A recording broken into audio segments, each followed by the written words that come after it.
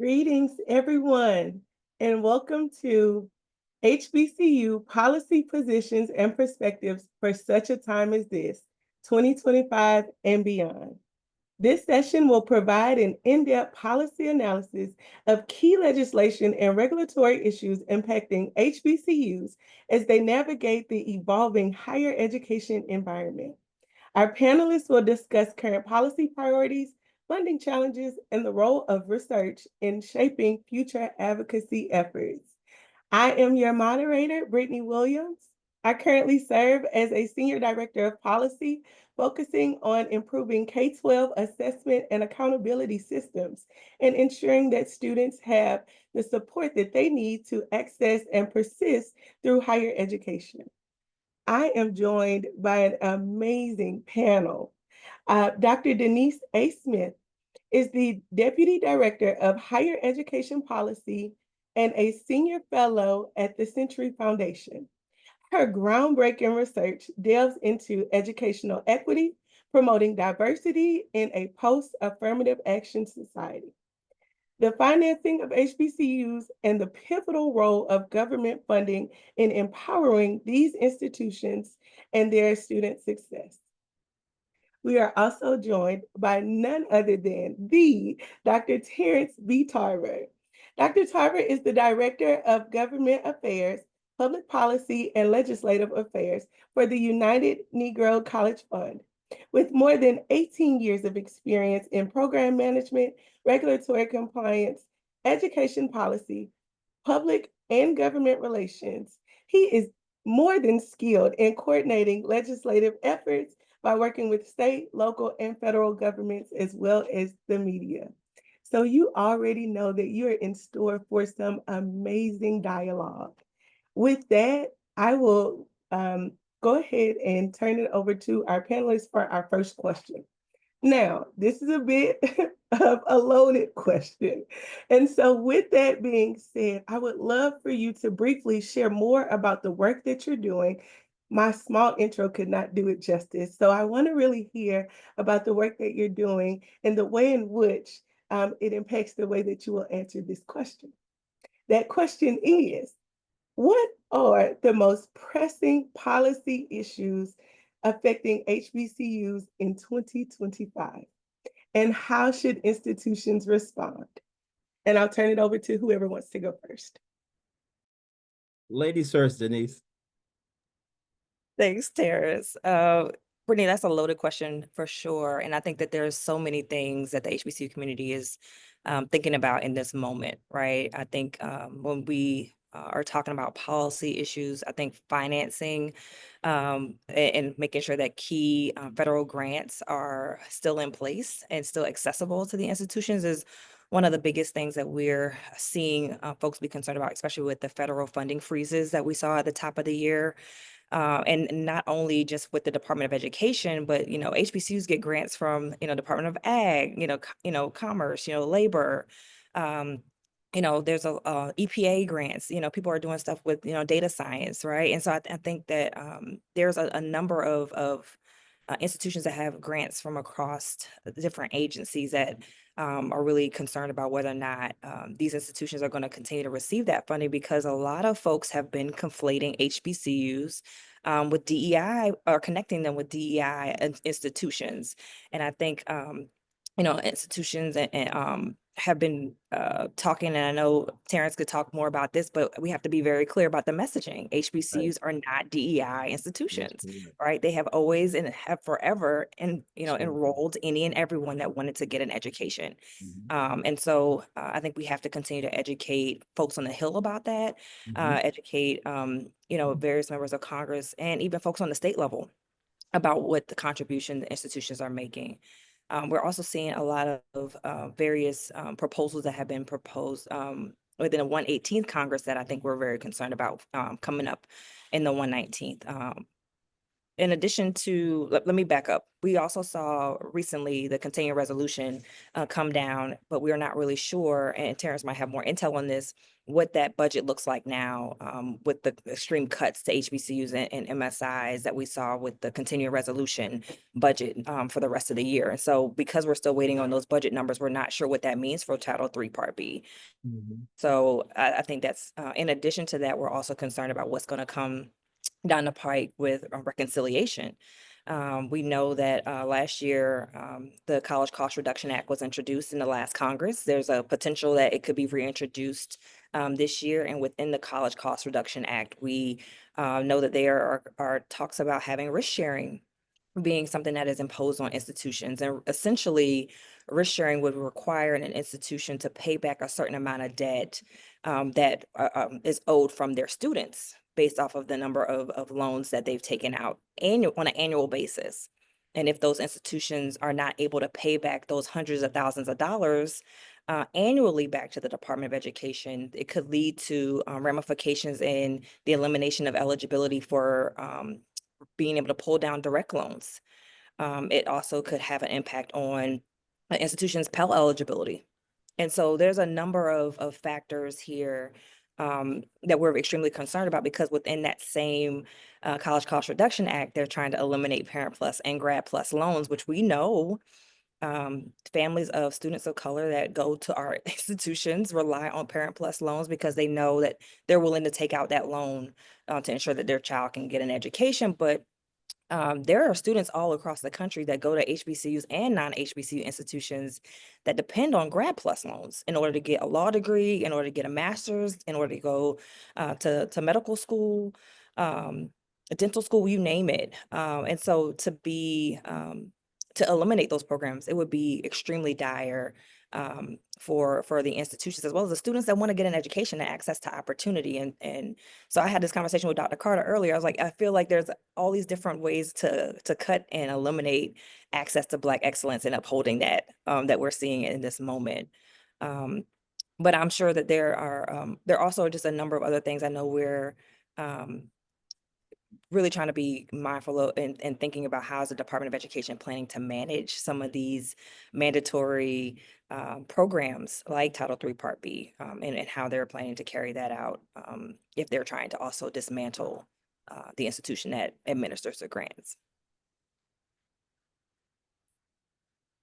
Thanks for that, Dr. Smith.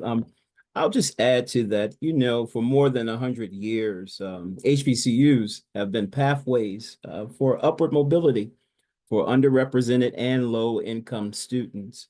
And so at the United Negro College Fund, we've been giving out scholarships to the tune of about $100 million annually to 10,000 students that attend 1,100 colleges and universities. So our imprint within the United States is very far and vast. But what we've seen now during this Congress is a major shakeup, and and people are leery. So you have educational inequity. Proposed policies now are aimed to dismantle the Department of Education point blank. That's what Dr. Smith was alluding to, which could lead to discriminatory practices, unchecked, and exacerbate existing gaps in education and wealth. And as you look at even at Howard University, the data shows that there is 28% to 72% of male to female. That gender distribution is common at HBCUs, but with this shakeup of the Department of Education, and you have first-time students going off to college, that puts a major disdain within our social communities. That's the educational inequity. The proposed policy aims just to dismantle things. What we see now is program duplication from predominantly white institutions. They often duplicate programs offered at HBCUs, leading to competition and resource strain. But what we've seen now since the Supreme Court's decision, those students now are coming to and back to HBCUs. And what we find is the problem is the capacity building. And can HBCUs house these particular students? And so what does that mean for what we do and how we shape things? It means that we have to make sure that the strengthening HBCUs, the Title III Part B program, section 123-125 is strengthened. We asked for $500 million in that particular area. Now, a couple months ago during markup, they only put $7 million in there. But historically and traditionally, we have always asked for $500 million. We always have to, shoot for the stars. And not to say that we have to just, settle for what they give us, but this is our number one funding stream. And that's something that, we have to be cognizant of. And thank you, Dr. Williams, for posing that particular question. Absolutely. Thank you both, Dr. Smith, Dr. Tarver. I mean, you gave me great notes already. I'm about to have to turn the page for the second question. And everything you just said, you alluded to funding issues and disparities. You've alluded to dismantling the Department of Education, which, I mean, if time permits, we will come back. This is something I think we could unpack for days and days on end. Um, but with our next question, and you kind of began to cover this a bit, how can HBCU specifically leverage research that we're doing to influence federal and state policy decisions? And if you want to give us some examples of the work that you're already doing in this way, we would love to hear that as well. Thank you, Dr. Williams. Data and storytelling, it actually excels our institution. So data-driven advocacy by conducting and publishing research that highlights the unique challenges and successes of our HBCUs. These institutions can provide compelling evidence to policymakers. This data can be used to advocate for increased funding, policy changes, and support for programs that benefit HBCUs. In addition to that, collaborative research initiatives, partnering with other universities, research organizations, and think tanks can amplify the reach and impact of HBCU research. This collaborative studies can address broader issues affecting minority-serving institutions and can provide a united front in policy advocacy. In addition to that, the United Negro College Fund, we just produced an economic impact report that shows what our institutions are doing and how we are punching above the weight. These kind of briefs and reports, they create detailed policy things that based on research findings can help communicate the needs and contributions of HBCUs to legislators and government officials. These documents, they can outline specific policy recommendations and provide a roadmap of action. And so I've like I stated before earlier on when we had another panel discussion, you have to marry the data through our lived stories. And that particular package can actually draw and draft policy change. Dr. Smith? Now, this is a great question, Brittany, and I love it. So at the Century Foundation, we are progressive independent think tank that really uses research to really drive policy solutions. And so a lot of the portfolio is really focused on college affordability and equity issues. And so for us, it's really about like, how do we use narrative change, right, to actually use historical context to be able to really ground us in what's happening, but also educate and inform people about the impacts on HBCUs and how these institutions have historically been overlooked, but continue to do so much. As well as centering the voices of the students and the people that attend these institutions. And while doing that, using the data and the information to debunk myths about the institutions. And when I came to the Century Foundation 4 years ago, that was really my goal, because there were so many misconceptions about what the institutions were, what they were doing, how they were doing the research, how they were doing the work.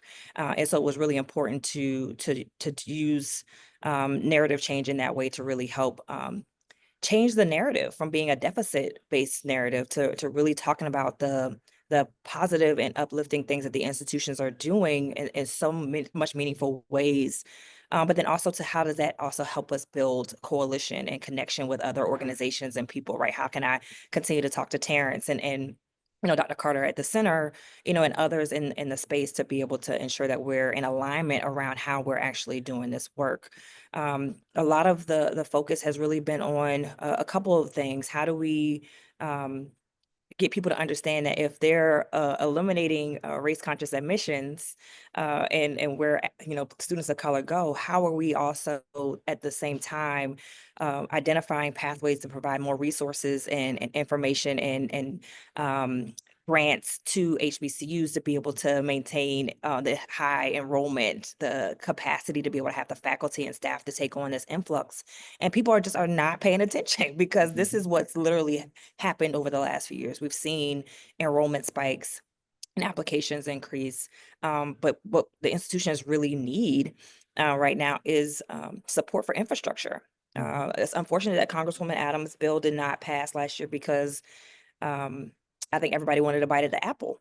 And so what we really need to do is continue to double down on making sure that the institutions have the resources that they need, have access to the capital that they need in order to be able to expand and build out their campuses to take on these additional students, but also make sure that they have the resources to pay faculty the salaries to be able to do this work and not have to teach and to do research. I think these faculty are wearing multiple hats in addition to supporting the great work that folks at UNCF and TMCF are doing to make sure that students have scholarships and reduce the debt burden so that they're not coming out with this astronomical amount of debt when they're trying to just live their lives and take care of their families.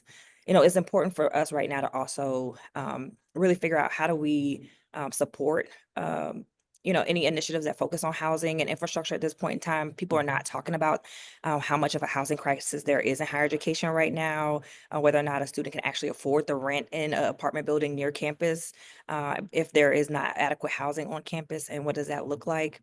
It's really also just important for us to see how right now we're really diving into like the state policy.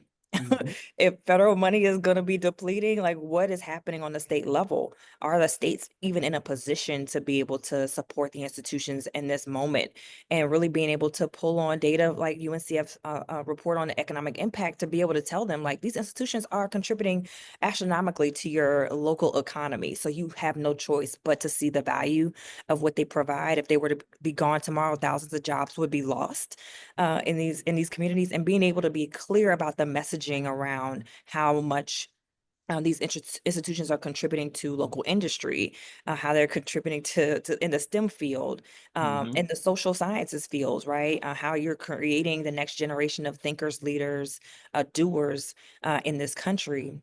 And they can't do it without us. Yes. Howard University, for example, is like one of the few and the only, dentistry program in Washington, D.C. that's producing Black dentists and dentists of color. Yeah. You can't you can't have, a healthy smile, healthy, teeth in this country without thinking about Howard University first, as an example. And so it's really going to be critical for us to continue to beat the drum on and telling the story of how these institutions are doing great work in research and helping legislators understand the value of research. We're seeing these cuts to data, right? IES is being eliminated. And so with that also goes our access to iPads.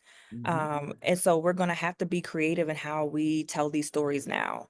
I'm a qualitative researcher by trade, so I'm like, let's talk to the people, right? Let's hear what folks really actually have to say and how we can also continue to use that empirical data to really help move the needle as well.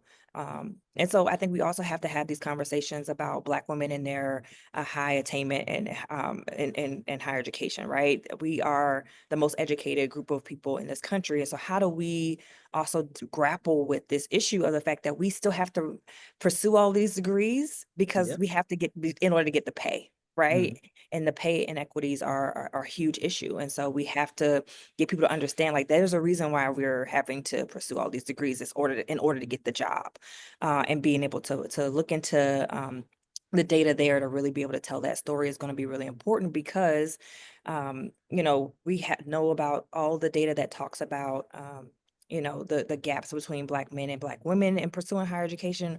But we also have to figure out how we work together on this too. It's going to be really important for us to be able to talk to our brothers about like how is this impacting Black men and how as Black women can we see our role in this policy space specifically as a way to figure out what is the strategy around how do we protect Black children, Black students, and being able to access an education holistically moving forward. So a lot coming down the pipe, but we're excited about the opportunities to be able to continue to talk about who we are and what we contribute. Dr. Williams, I just want to add a point on to some of Dr. Smith's work. That's about the HBCU endowments. HBCUs have experienced a history of systematic and underfunding compared to non-HBCU colleges and universities. But by our, coalition building, endowment support at HBCUs, including investments and donations that help long-term financial stability and fund academic operational activities. So that's another thing that our institutions have to look at the long-term game. And you can have these micro and macro fundraising tools at each of our institutions. I know that as Bisons, we had the year of our particular founding of our institution, and we would raise money those kind of ways. And then I know at UNCF, the Lilly Foundation has given $100 million grant for HBCU endowment. So when, UNCF, we represent the private HBCUs. So for every private HBCUs, they get, they put up $5 million in an endowment for these institutions to kind of fortify these particular campuses in the long run. So we have to think about innovation and other ways to procure funds for our institutions outside of the legislator and the government sector as well, too. Terrence, I'm so glad you brought that up. I'm good. I'm gonna support you. No, listen, I appreciate that because I think last year, it was great to be able to do a briefing on the Hill, and we had your CEO, Michael Lomax, come to talk about how the federal government can create a federal endowment fund for HBCUs. And the conversation, might be a little more tricky this time to really have those types of conversations in this political climate. But I think we can still be creative and thinking about how can a small family foundation potentially decide to give a gift to an institution in their backyard to be able to help with their endowment growth, right? Like, how can we be creative and thinking about how these smaller foundations can really be making meaningful gifts to help grow the endowment and to continue to educate people about what an endowment growth means, right? The institution. I think a lot of folks see endowment contributions as a long-term investment without realizing, the larger your endowment grows, you have a larger nest egg of a drawdown that you can pull on every year from 4 to 5% that can help with faculty salaries, student scholarships, deferred maintenance, all these things, right?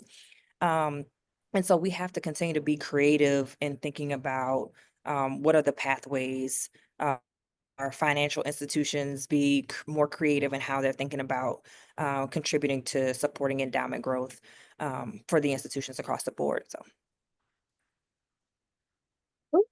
thank you both.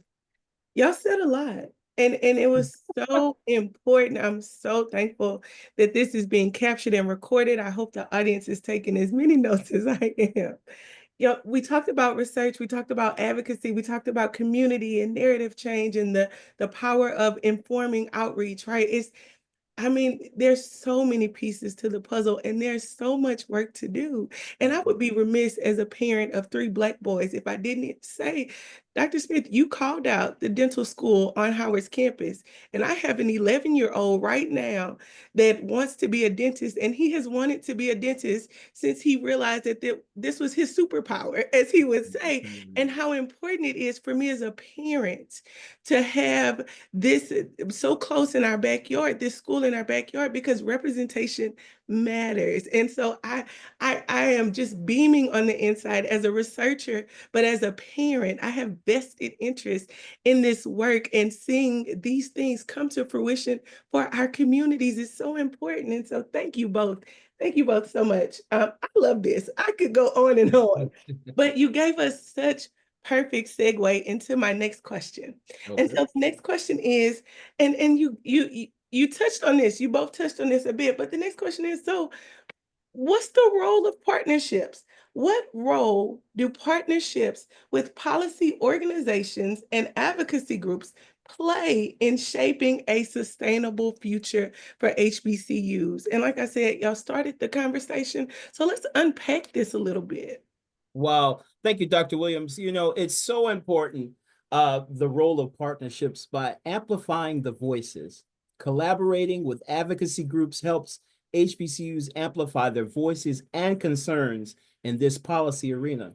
These groups often have established networks and platforms that can bring greater visibility to HBCU issues and in the face.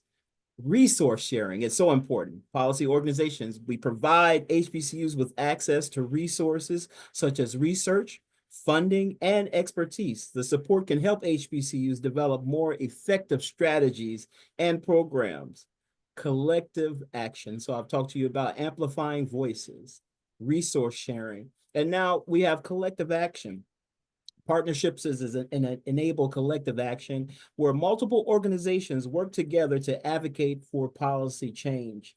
This unified approach can be more powerful and persuasive to policymakers. Most recently, during the month of March and April, you have all of these organizations. They come to Capitol Hill. They rent out these hotels, and they have action plans. So they have like almost a political boot camp. First day, they welcome and they teach their individuals about what the history of their organizations are. The next day, they tell them how to lobby when they get ready to go on to Capitol Hill. Then day 3, it's like a marathon race, all during the Rayburn, the Cannon building, and et cetera. You have all these individuals that are representing their organizations, but they're going to their elected officials, representatives, talking to them and lobbying about their efforts of their organization. So that's collective action. And then another thing is the policy influence. Advocacy groups often have experience in lobbying and influencing policy decisions. But by partnering with these particular groups, HBCUs can benefit from the expertise in navigating and in the political landscape and pushing favorable policies. Dr. Smith? Yeah, I think the role of partnerships is so important. I think about the recent passing of the Chips and Science Act really was an interesting a play because this was an opportunity for HBCUs who do semiconductor research to really be able to dive into building more deeper relationships with industry to be able to create chips. It's unfortunate that we haven't really seen a whole lot come out of that partnership, but what we have been able to see is HBCUs really tout their research status to be able to be seen in these various parts of the country where there are these hub zones that really are kind of ecosystems for generating additional research. And so to be able to have, Howard being an R1 and reclaiming that status that they had over 20 years ago, but also seeing other institutions like my alma mater, South Carolina State University, now become an R2, right? I think it's important for these institutions that have been doing really great research to be able to tell their stories, just as Terrence alluded to, when they go to their state houses to be able to do their Hill Days, to be able to clearly communicate how the innovations that their faculty and students are working on are contributing to various innovations across the region, but also being able to build those relationships with industry is also going to be incredibly key in this moment, because a lot of these bigger sector corporations aren't aware of some of the innovations that the institutions are doing and how they're doing them. I think there's also sometimes this misconception about the type of research our institutions are doing. They really are unaware that a lot of the innovation is really steeped in what are the challenges and problems that are trying to be solved within the Black community. And being willing to invest in that and tell that story, I think, is also going to be a part of the task for a lot of the researchers that work at our institutions. Don't be ashamed to talk about how your innovation is going to be able to support various people within our community. And being creative in how we use language, I think, is also a challenge right now, right? You can't say equity, you can't say women, you can't say anything when it comes to research. But I think it's going to be important to really point to how your innovation is clearly helping to solve a problem, and communicating that to legislators as well as industry is going to take some nimbleness when you're talking about crafting your message, but you have to be willing to connect with your communications department to get help from them on how to help you tell that story. So that way you're going into the meeting confident, but also knowing what your 30-second pitch is going to be, right? Because those meetings are quick and to the point. And so even if it's easier for you to put together a fact sheet with bullet points about the major impacts and contributions of your program and the work that you're doing, and having that leave behind, as well as a follow-up email that is going to be clearly showing the impact for that member and that member's office and staff, is going to be critically important. and I think that there's going to be a lot more opportunities coming down the pike as we start to see some things people not realizing the implications for some of the actions that we're seeing within this current administration. I think we have to be ready to be able to talk about how our work is unique and how it's contributing to the local, state, and national landscape. And not only that, Dr. Smith, is that the community engagement piece is most important as well. These partnerships, they provide HBCUs with deeply sensitive issues that connect with these communities by ensuring that these needs and their perspectives are represented in policy and in the discussion. So HBCUs are far more accessible to students and more successful at moving students from the bottom 40% of the low income distribution to the top 60% in distribution. So we have to amplify these particular stories. And so in community engagement and also sustainability development. Working with policy organizations focused on sustainability can help HBCUs implement practices that ensure long-term viability. That includes environmental sustainability, financial stability, and social equity. And so I'll leave the floor back to you, Dr. Williams. Thank you so much, Dr. Tarver. I don't know if y'all are seeing how this is putting itself together, but it gives me playbook. You Okay. are absolutely putting the pieces together. As I hear you speaking, and I'm thinking about, our audience, and they're listening and they're taking notes. And I know in the field, the question now is, what do we do? What can we do? And you both have put together key features of the playbook, right? This is the foundation. Dr. Tarver, you said amplifying voices. And then Dr. Smith, you followed up with don't be ashamed. I think this is getting good to me. I think this is so needed right now, right? For such a time as this, we're here today to talk about the future of our work and the future of our institutions. And so before I get to questions, I see a hand raised, but before we get to questions, let me add any questions that you have, please place it in the chat and I will field it to our panelists, time permitting. But you just segued, as I called it, your playbook. You just segued into our next and final panel question before we hear from our audience. Very beautifully, if I might add, how can HBCUs position themselves as thought leaders in higher education policy discourse? This is a great question, Brittany. I feel like, Terrence and I can only do but so much, right? And I think that there's a lot that we all do individually and collectively to really keep an eye on what's happening, on Capitol Hill, but also just wanting to make sure we're fielding and hearing from what's happening on the ground, right? What are the problems and challenges that the institutions are being faced with, so that way we're intelligently approaching our policy solutions in a way that's thoughtful, and we understand what the implications could be for the institutions. But I think that there also has to be a change in strategy on how we do that. How do we create more me and Terrence's, right? Like, how do we actually do that? And I think it's really going to be important. And I talk about this in my dissertation, actually, and I'm trying to figure out how to actually put it into practice, but we need more public policy programs at HBCU institutions. We need our institutions to see the value in being able to educate students about education finance, higher education, or just the policy sector in general, right? Like, we need them to understand that there's policy in everything, regardless of what your major is, there's policy implications at every turn. And so you have to be able to know how you're going to be able to come in and solve problems and use policy as a driving mechanism and lever to be able to see that system change actually happen. But everybody has to see themselves as a policy actor in order to actually be able to do that work. And so we have to be really creating and generating the next army of people that can be able to come in and look at this work from a more nuanced perspective, from a lived experience of going to an HBCU, right?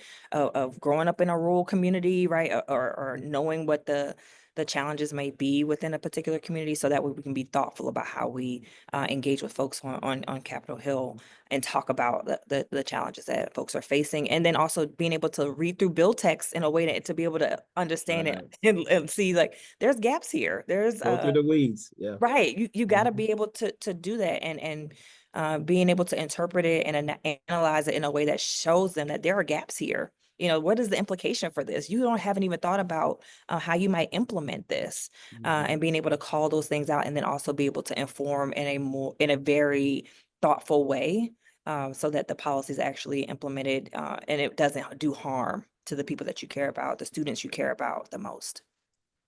In addition to that, HBCUs have to position themselves by leveraging their existing expertise. You all know that HBCUs carry a wealth of knowledge and expertise in addressing educational inequities and promoting diversity. But by showcasing their particular research, successful programming, and unique perspectives, HBCUs, we can influence policy discussions, and advocate for inclusive policies. Now, Dr. Smith, she touched on the engagement of policy, and then HBCUs have to strengthen their advocacy skills. We all know that all HBCUs don't have a government affairs vice president, but you do have the United Negro College Fund that represents the private HBCUs, and you do have Thurgood Marshall that represents the public HBCUs. You are not alone in this fight. HBCU leaders can enhance their advocacy skills to effectively participate in policy making at both the state and federal levels. So now that education is going back to the state levels, those institutions that are located, and you have to get to know your policymakers within your state, get to know the state representatives, get to know the state senators, create those relationships. A lot of times those particular individuals sit on the board of directors for these particular institutions. Now, board of directors, they have a responsibility to the institutions that they govern and to they serve. Hold their feet to the fire. We have to collaborate with other institutions. Not only that, you have to utilize the media and public platforms. HBCUs can use their media outlets, their social media. Social media now is zoomed overnight, and their public speaking opportunities to share their insights and influence in public opinion on higher education policies. Being visible, being vocal, HBCUs can position themselves as key contributors to public policy. And another thing, what I want you all to realize and to see, that HBCUs have a permanent place in America. We're not going anywhere. And as a matter of fact, I'll just toot Howard University's horn. Several months ago, we had an individual to run for the highest office of these United States of America. And where does she come from? She was a Howard reared, a Howard educated, and she was a Howard Bison. And we're so proud of her and her efforts to what she tried to do to be the next commander-in-chief of these United States of America. But I say that to say this: we've made some major strides, but indeed, my brothers and my sisters, we still have a long way to go. And as you see the landscape of what's happening now in this particular Congress, they're trying to take us back to the Jim Crow era. But oh, indeed, you have trained leaders that have come from what? HBCUs that hold up the bloodstained banner. And lest we will forget, we're not going back. There you go, Brittany. I don't know what to say after that, Dr. Tarver. You gave us our closing. No, no, this was no. so good. This was so good. That actually concludes our panel questions. Before I want to thank you already, but we have questions from the audience. Sure. This was so rich, and I hope that you know it. I know that our audience is feeling it as well. And so we have one question from the audience, and it's a two-part question. So I'll read both of them together, but let me know if you need me to break it down.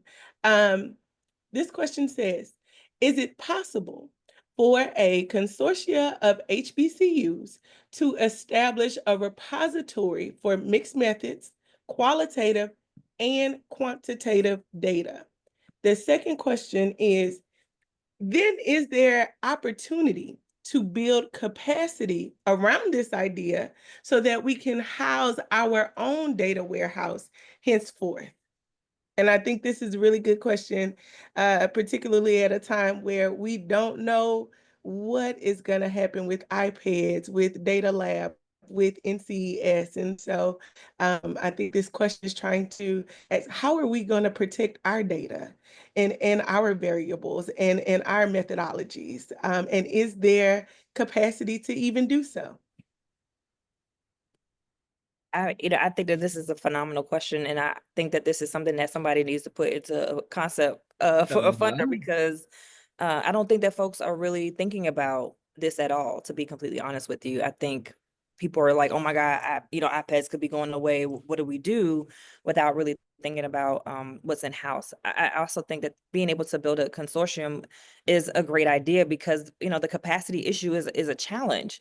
And I think being able to have the people that can actually help collect the data annually, to be able to track impact, to track graduation rates, enrollment, all of these things, I think is going to be key in this time, to be able to bring those folks together.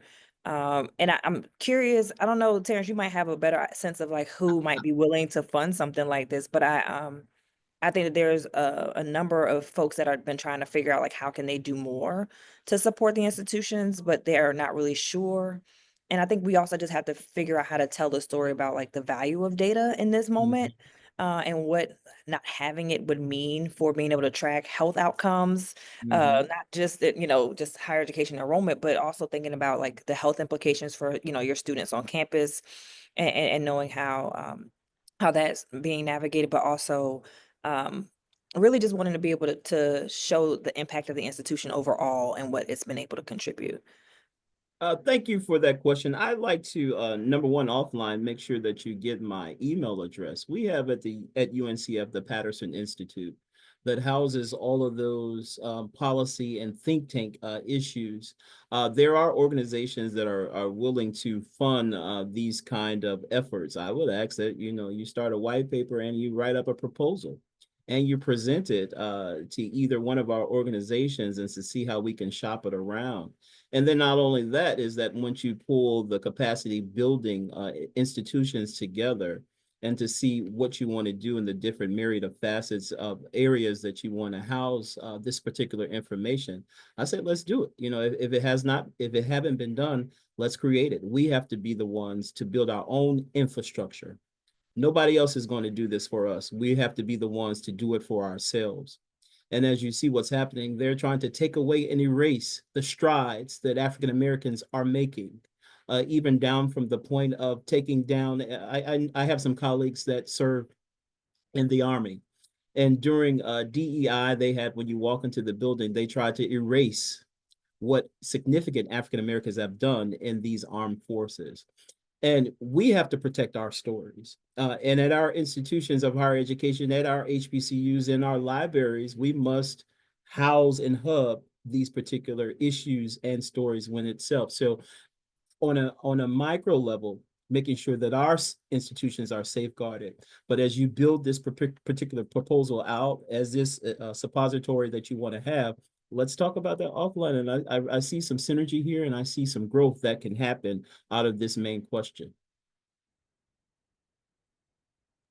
Thank you so much. And if I can hold you for just a bit longer, we have one more question, and it's another twofold. So I'll give you both questions at once. And so this question asked, can you talk more about your strategy and advocacy efforts at the state level, especially for public HBCUs?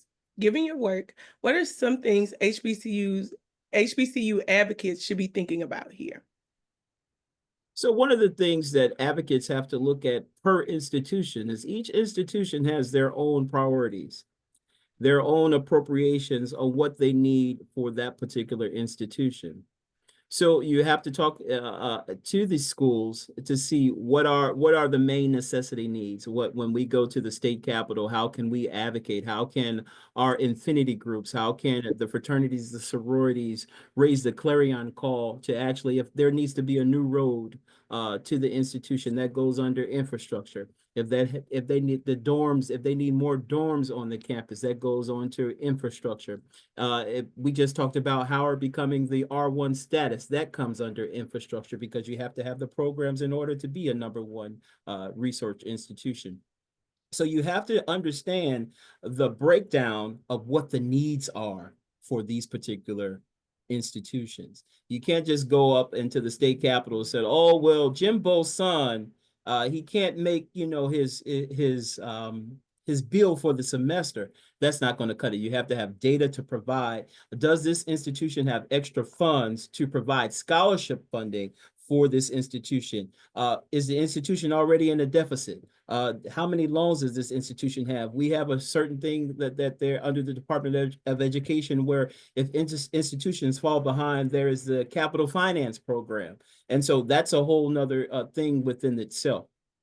And so you have to know what the needs are on the micro level. And also, how can I say this without having to be blunt? You have to know when to lead and when to follow. You got to make sure that you know this data, and you have to share that data with these applied stories. You just can't pull something out of the belt. With Democrats, you can tell those heart-wrenching stories, but with Republicans, you got to share that data.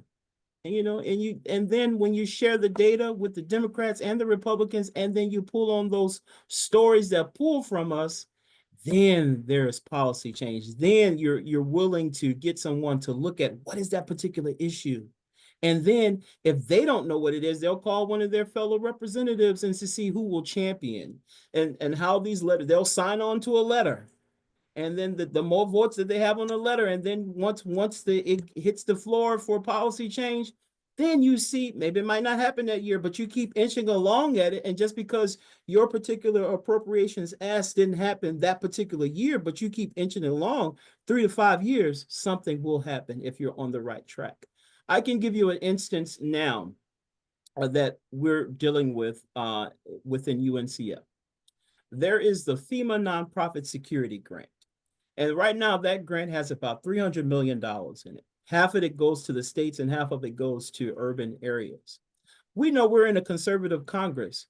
So who are we to go to Congress to say that we need $100 million set aside for this particular grant from FEMA? No, what we do is we ask for $50 million, a reallocation before it goes down to the states, and you let them say, hey, this particular program is important for HBCUs to safeguard for security purposes and to build out their police force on these campuses. We all know that we have 101 HBCUs, and each HBCU is different.